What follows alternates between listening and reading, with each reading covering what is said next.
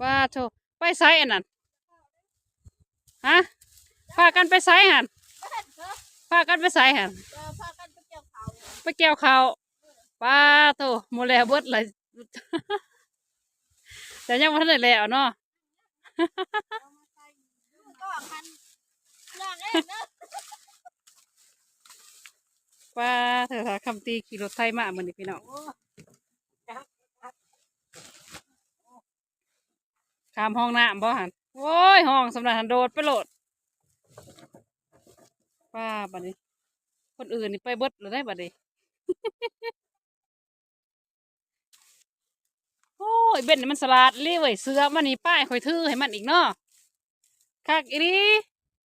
สิลงไปแนวใดละบัดนี้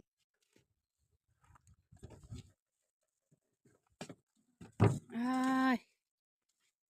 หอดให้หอดหน้านี่พี่น้องเอ้ย